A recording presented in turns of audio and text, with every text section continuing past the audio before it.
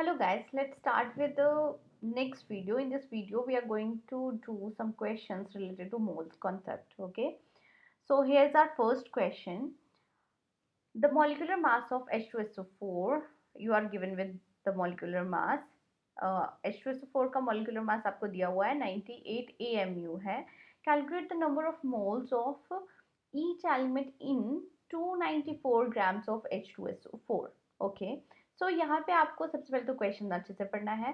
Question में क्या पूछा गया है कि आपको मोल्स कैलकुलेट करने हैं, पर किस चीज़ के मोल्स कैलकुलेट करने हैं? Each element in H2SO4. H2SO4 में जितने भी एलिमेंट्स हैं मीन्स हाइड्रोजन, सल्फर और ऑक्सीजन के मोल्स आपको फाइंड आउट करने हैं. ठीक है, तो इसमें आपको सबसे पहले ये जानना होगा कि 1 mole of H2SO4 contain 2 mole of hydrogen. Sulphuric acid का अगर 1 मोल होगा तो 2 मोल्स होंगे हाइड्रोजन एटम के, 1 मोल होगा सल्फर एटम का और 4 मोल्स होंगे ऑक्सीजन एटम के. सो आप यहाँ देख सकते हैं, यहाँ पे आपको लिखना होगा क्या? 1 मोल of sulfuric acid contain 2 mole of hydrogen atom, 1 mole of sulfur atom and 4 moles of oxygen atom. अब आपके पास क्या गिवन है?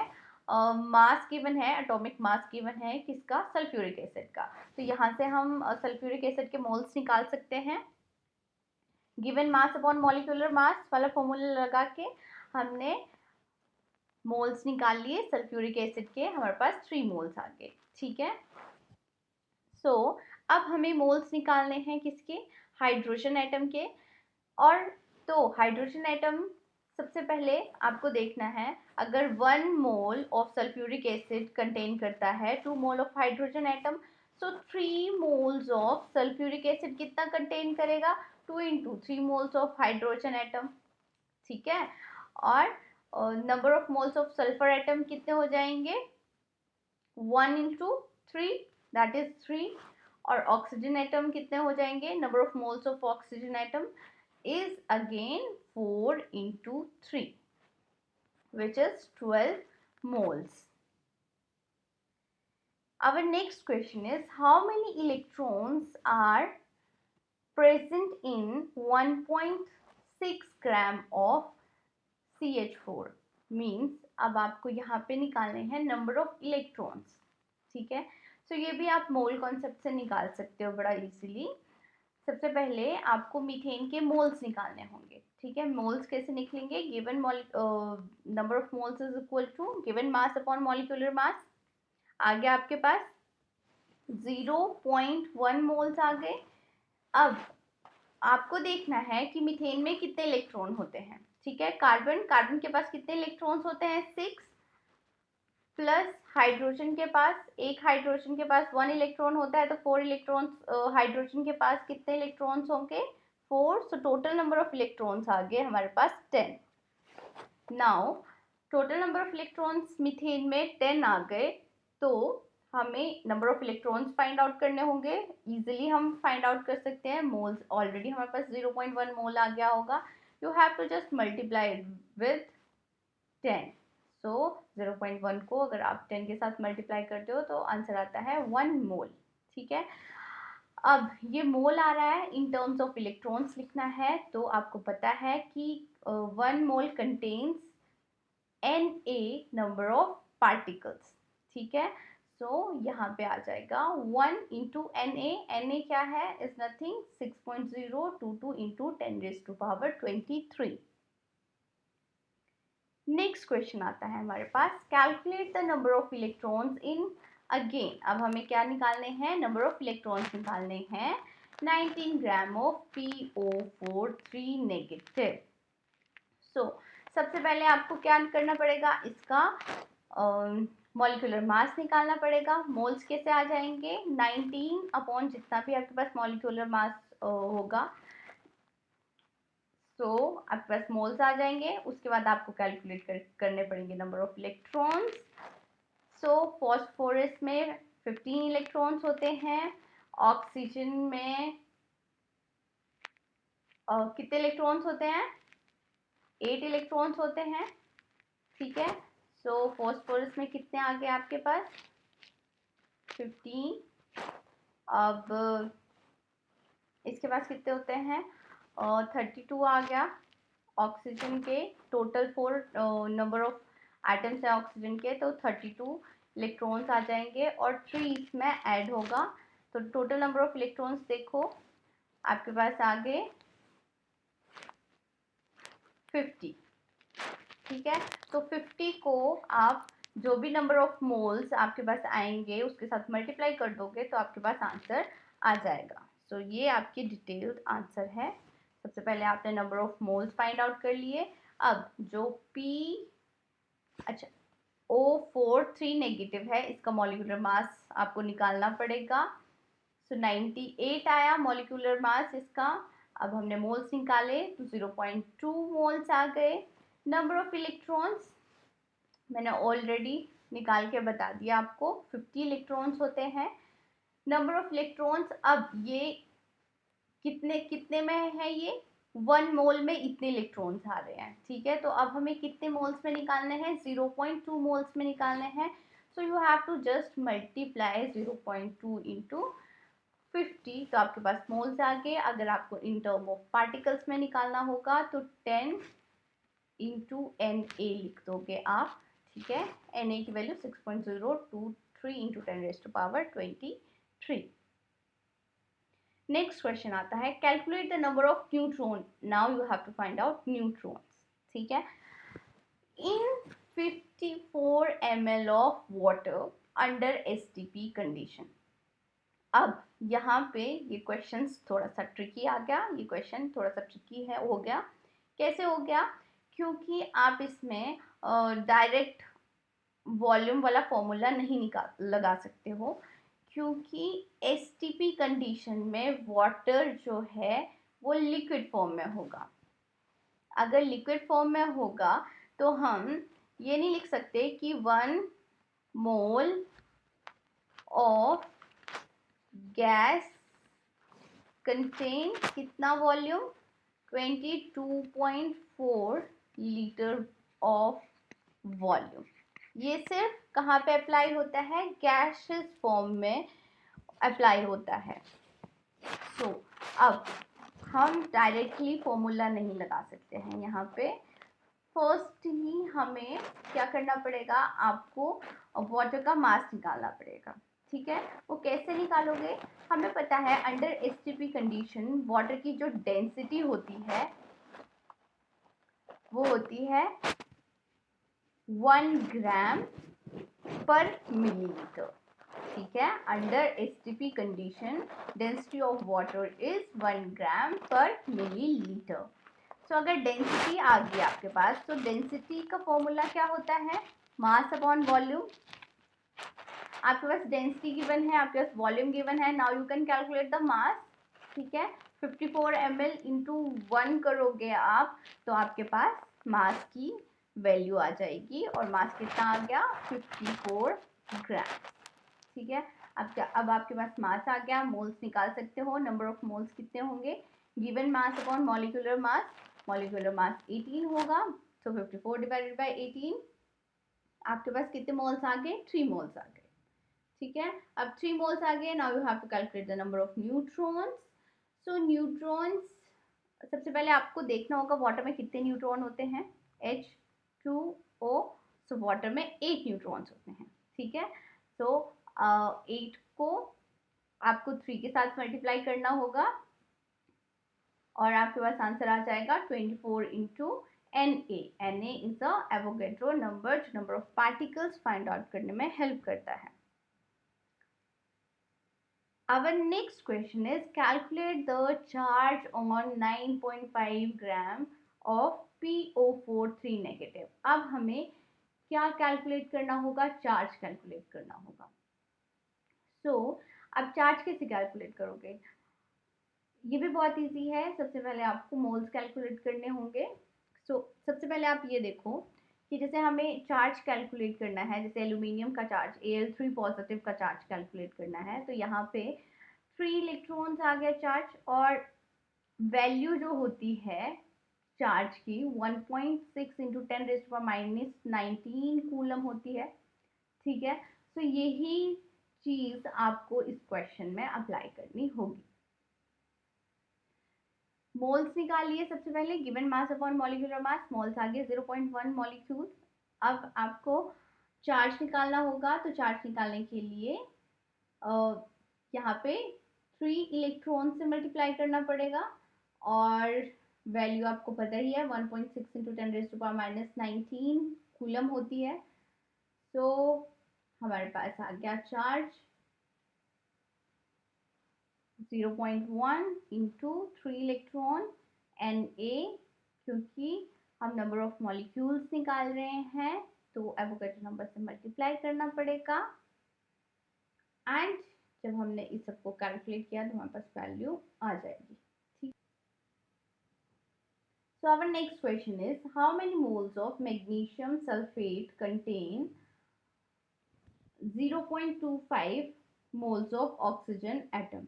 ठीक है, तो जैसे कि मैंने आपको पहले क्वेश्चन में बताया ही है कि 1 mole of magnesium phosphate contain, अब यहाँ पे कितने ऑक्सीजन एटम है, 2 into 4, 8 mole of oxygen atom.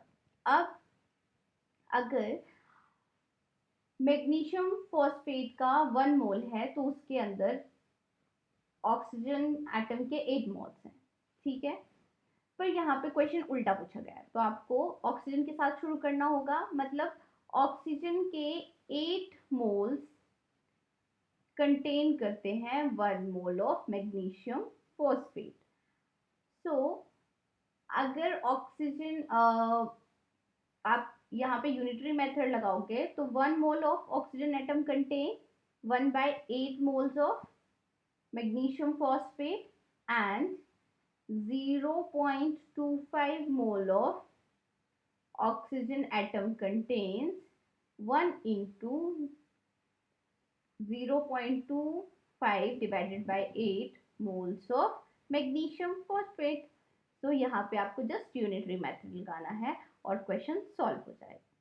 ठीक है, कितने मोल्स आ गए मैग्नीशियम फॉस्फेट के, 1/32। Our next question is from 200 milligram of carbon dioxide. अब आपके पास कार्बन डाइऑक्साइड कितनी गिवन है, 200 milligram, 10⁻21 molecules are removed, 10⁻21 molecules remove हो गए हैं। So how many moles of carbon dioxide are left. तो सबसे पहले तो हमें फाइंड आउट करना है मोल्स कितने बचे, तो मीन्स आपको मोल्स फाइंड आउट करने होंगे। ठीक है, अब किसी चीज से निकाले गए हैं, हम बोलते हैं कि 1 kg से 200 ग्राम्स निकालिए। ठीक है, तो आप 1 kg को सीधा 200 ग्राम के साथ सब्ट्रैक्ट नहीं कर सकते हो, आपको यूनिट्स को सेम रखना पड़ेगा, या तो kg को ग्राम में बनाना पड़ेगा या फिर ग्राम्स को kg में बनाना पड़ेगा। अब यहाँ पे क्योंकि हमारे पास क्वेश्चन में मोल्स में पूछा गया है, तो सबसे पहले आपको क्या करना होगा कि आपको सबसे पहले कि पहले कितने मोल्स थे कार्बन डाइऑक्साइड के उसको निकालो, उसके बाद कितने मोल्स उसमें से गए, मॉलिक्यूल्स गए हैं, पर मॉलिक्यूल्स को हम मोल्स की फॉर्म में कन्वर्ट कर सकते हैं easily. Yes, we can convert it by using the formula number of molecules upon Avogadro number. तो हम यहाँ से मोल निकाल लेंगे, कार्बन डाइऑक्साइड के टोटल कितने मोल्स है वो भी निकाल सकते हैं given mass upon molecular mass करके, और उन दोनों को सब्ट्रैक्ट करेंगे तो हमारे पास आंसर आ जाएगा। देखो, 1 mole of carbon dioxide contain 44 grams, correct है। हाँ, आप इसका मोलर मास निकालोगे, और कितने मॉलिक्यूल्स होते हैं, 6.023 इंटू 10⁻23 मॉलिक्यूल्स। अब हमें मोल्स निकालने हैं, तो मोल्स निकालने का क्या फॉर्मूला होगा, गिवन मास अपॉन मॉलिक्यूलर मास, क्योंकि मास यहाँ पे मिलीग्राम में दिया हुआ है, तो मिली को क्या लिख सकते हैं हम, 10⁻³ तो 200 इंटू 10⁻³ डिवाइडेड बाई 44। आपके पास मोल्स आ गए, you have to calculate it, 0.0045 moles आ गए। ठीक है, अब कितने मोल्स हमने रिमूव किए हैं, तो कैसे निकालेंगे उसको?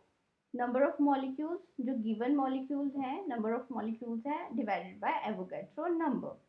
जब हमने इसको भी सॉल्व किया तो हमारे पास आ गया 0.0016 मोल। ठीक है, अब क्या करना होगा? अब आप सबट्रैक्ट कर दोगे तो आंसर आ जाएगा। ठीक है, अब हमने डायरेक्टली हम नहीं कर सकते हैं, देखो ग्राम्स को मॉलिक्यूल्स के साथ सबट्रैक्ट नहीं कर सकते हैं। हमने सबसे पहले इसको मोल्स में बनाया, या फिर आप इसको ये भी कर सकते थे कि इसको ग्राम्स में बना सकते हो मोल के फॉर्मूला लगा के, पर वो प्रोसेस थोड़ा लंबा हो जाएगा। ठीक है, तो आप अगर इसी वे से करोगे तो आपको इजी पड़ेगा। आंसर आ गया, मोल से सब्ट्रैक्ट करोगे आपका आंसर आ जाएगा। Our next question is which of the following has least mass? हमें फाइंड आउट करना है कि किसके पास सबसे कम मास है। आपके पास ऑप्शंस दिए हुए हैं 4 gram molecule of carbon dioxide, 3 moles of urea. तो सबसे पहले आपको देखना होगा कि सबको मास की टर्म्स में लाया जाए, उसी के बाद आप कंपेयर कर सकते हो। तो 4 ग्राम मॉलिक्यूल्स क्या होता है? अगर आपको क्वेश्चन में 4 ग्राम मॉलिक्यूल्स दिखे या 4 ग्राम एटम दिखे तो इसका मतलब है आपको दिया हुआ है मोल्स। ठीक है, आपके पास 4 मोल्स दिए हुए हैं। इसमें अगर आपको मास निकालना होगा तो इसको 4 को मल्टीप्लाई करोगे आप 44 ग्राम के साथ तो आपका मास आ जाएगा। ठीक है, अब 3 मोल्स ऑफ यूरिया दिया हुआ है। 3 मोल्स ऑफ यूरिया, सबसे पहले यूरिया का आपको फॉर्मूला पता होना चाहिए। यूरिया का फॉर्मूला होता है NH2CONH2 और इसका मास आता है 60 के आसपास। इसको अगर आप मल्टीप्लाई करोगे तो 180 ग्राम आ जाएगा मास आपके पास। अब यहाँ पे आपको नंबर ऑफ मॉलिक्यूल्स दिए हुए हैं। नंबर ऑफ मॉलिक्यूल्स मीन्स सबसे पहले आप इसके मोल्स निकालो। मोल्स कैसे निकालोगे? Given mass upon number of particles upon Avogadro number 44 into 10⁻23 divided by 6.023 into 10⁻23। अगर आप इसको डिवाइड करोगे तो आपके पास आ जाएगा 3 मोल्स। ठीक है, फिर आप इसका एसिटिक एसिड का मॉलिक्यूलर मास निकालो, इन दोनों को मल्टीप्लाई करोगे तो यहाँ पे भी आपके पास मास आ जाएगा। 80 ग्राम ऑफ CaCO3 दिया हुआ है। अब यहाँ पे कुछ निकालने की जरूरत ही नहीं है, 80 ग्राम ही दिया हुआ है। अब इसके बाद आप सब कुछ फाइंड आउट करने के बाद you have to compare the masses compare करो और आपके पास आंसर आ जाएगा 80 ग्राम। कैलकुलेशन वाला पार्ट मैं आपके ऊपर थोड़ा सा छोड़ रही हूँ ताकि आप कैलकुलेशन में भी एक्सपर्ट हो जाओ। Next question is how many moles of electron way 1 kg। ठीक है, अब हमें फाइंड आउट करने हैं मोल्स किसके? इलेक्ट्रॉन्स के, मतलब 1 kg इलेक्ट्रॉन्स में कितने मोल होंगे। तो सबसे पहले आपको पता होना चाहिए इलेक्ट्रॉन का मास कितना होता है। 9.1 इंटू 10⁻³ kg होता है किसका? एक इलेक्ट्रॉन का मास।